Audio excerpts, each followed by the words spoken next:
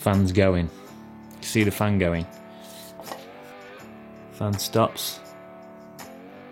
Look at that.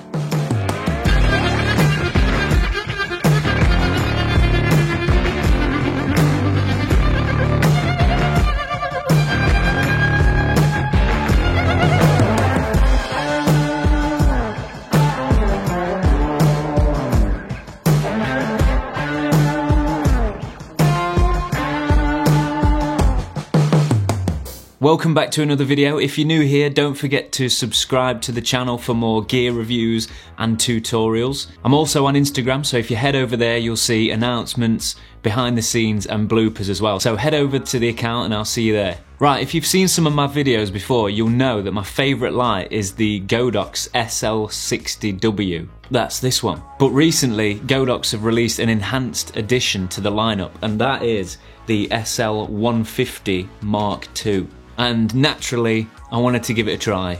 Now, the main reason I wanted to upgrade to the SL150 Mark II is because the 60W isn't quite bright enough when you're filming in higher shutter speeds or slow motion and stuff like that, or if you just want to light bigger scenes.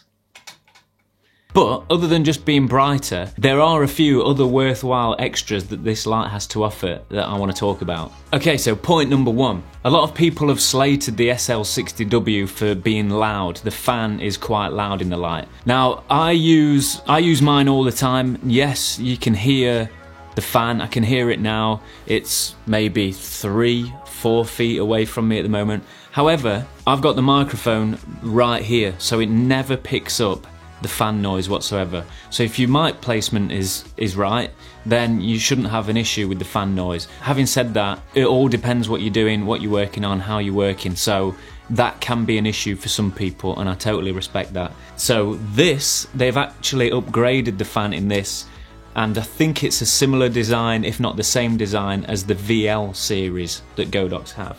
You'll see underneath, look. There we go, there's the fan. It's pretty cool. I like that yellow colour as well. It makes it stand out. Let's switch it on and have a look. I'm just going to press the on button.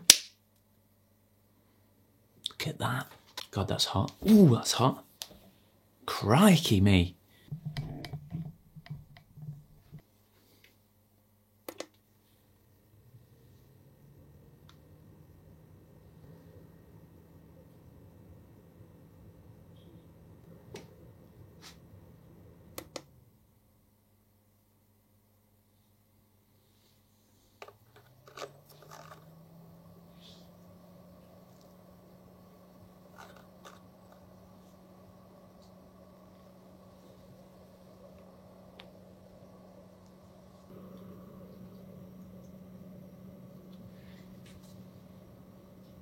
But that even at 85% there, now 100%, it's still quieter than the SL60W. So that's a massive, massive difference there. On the back panel here, there's actually a button for the fan. And what that does is when you first start up the light, the fan is going already. But what you can do is press that fan button and it turns the fan off. Now, as you can see, that also reduces the output of the light as well. But if you only need it running on, I mean, I don't know how much it reduces it by, but if you don't need the full power, then this is great because it saves the energy and there's no noise whatsoever. It is silent. I'm gonna do some tests in a minute, but it's plenty bright enough still. Let me show you. So this is at 85% at the moment with the fan off. Look how much brighter it gets with the fan on. You ready? It's quite a lot brighter. We've now got the remote, so this is cool. It's got like a display light. You can see that it's like a blue colour. Reminds me of the old watch I used to have. Now it's very similar, however, I think it's a slightly different frequency than the Godox SL60W remote because you can't use either of them together. So I think it's a slightly different frequency, which is a shame because I would have liked to have controlled both lights from the one remote, to be honest, so that's a bit of a shame. So if you are thinking about expanding your kit, you're going to have to go switch fully over to this series. Right, what I noticed with the remote is when you're selecting the brightness, you used to press and hold and you could see it gradually dim, but on this one, look, if I press and hold, I'm going down, the light doesn't change. The light doesn't change until you let go. See? The light stays the same until I let go. Let me point that this way.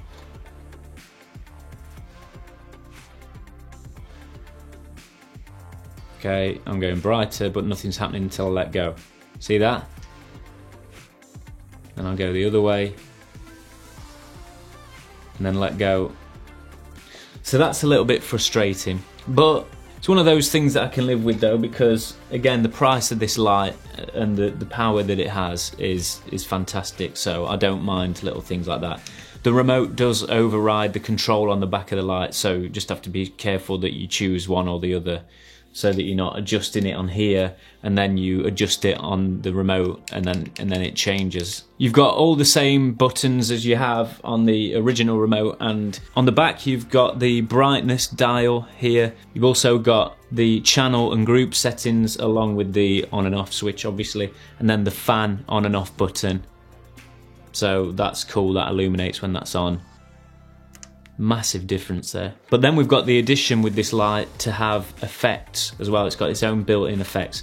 Now, personally, I wouldn't use these because I've not found them to be very authentic. I don't know.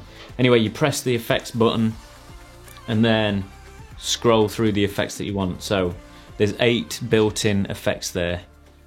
So you just scroll through.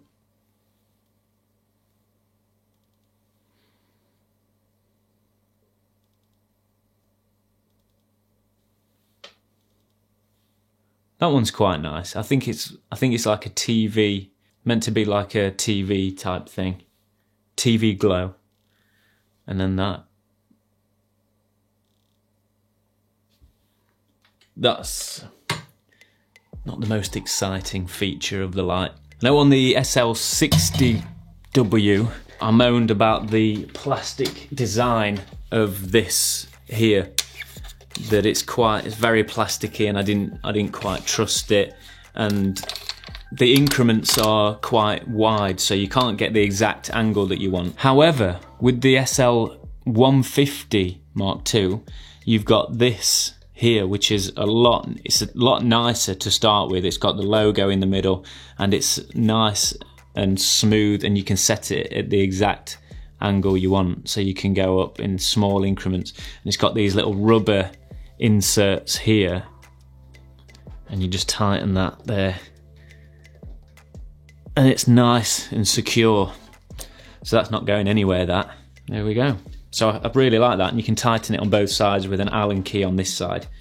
Oh yeah, I remember the reflector release catch on this one. The first job I did with it, I sliced my finger open on it. In fact, it might have been on that bit. Mine's a bit more sharp than that. A bit sharper than that.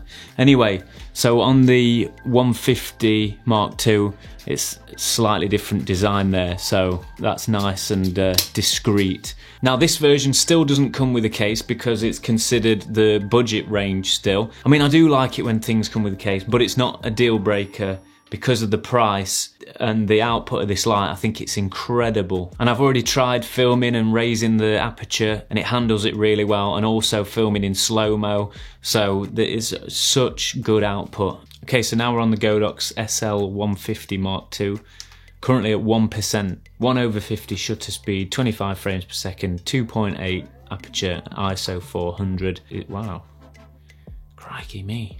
Right, 10%. 10% is bright. Wow, that is bright. Okay, so 20%, f2.8. Let's go up another 15% to 35. That's bright. Let's go to 50. 50%. This is good. This is good. Right, 65%, f5.6. So that's what we're on, f5.6, and we're on 65% on the light. So if we want to make that nice and bright, we've got the option. So 92% there on the light, and f5.6, we could go 100%. Let me show you what that looks like. There we go, f2.8, 100%. Crikey me. So I think it was around 30% that was looking quite nice, and I'm well exposed there. So, wow, wowee, that is good. It's a plastic design still, but it definitely feels a lot sturdier than the SL60W, that's for sure. And again, I think it's just quality. So it is a lot larger than the SL60W. So if you are coming from that light to this one, then just bear in mind that you'll need a good quality stand because it is quite a lot heavier. Another thing is this one actually goes all the way down to 0%, so you've got more control over the output of the light there. So if you just want a tiny bit of light, you've got the option of having 1% there.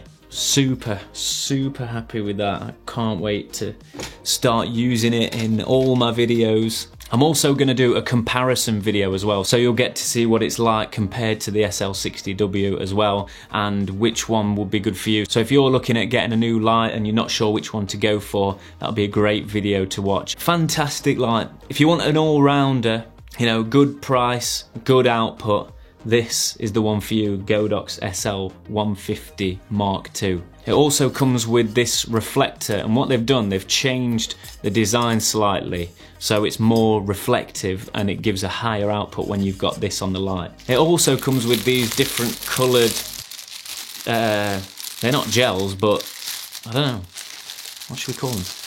They're like fake gels. Let's put one on and see what it looks like. Just can't be. Oh, you put it over there. Right, that makes more sense. Like a shower cap. No, you can't be like that, surely. Wouldn't you burn a hole in it? There we go, that's that with our fake gel. I don't like that. Oh. Doesn't say in there either. I don't think it fit around the reflector. Oh, it does. Right, there we go then. Idiot. That's it. So we've got different colours of these. Got a teal colour, blue, white, so that just acts as like a diffusion material. Yellow, red, and brown, or burgundy. So you can get some nice effects with those. And with the output of this light as well, you can do some really interesting stuff. It's Bowens mount again, so you can put all your standard reflectors and softboxes on there that you've already got. So that's good, that's what we want on these lights. Right, so that's it. That is the Godox SL150 Mark II. Super excited about this. It looks great, feels great, it is great. Yeah, great, you can't recommend this enough. I think might be my new favourite light, to be honest. Definitely my go-to key light. We're definitely using this as a key light, and then the SL60 as a fill light or secondary light. Secondary. Right, what do you think to the light? I'd love to know your thoughts. Let me know in the comments below. Have you tried this yet already, or do you want to try it? Let me know. Don't forget to subscribe to the channel for more gear reviews and tutorials. Thank you again for watching. I'll see you in the next video. Thank you. Take care.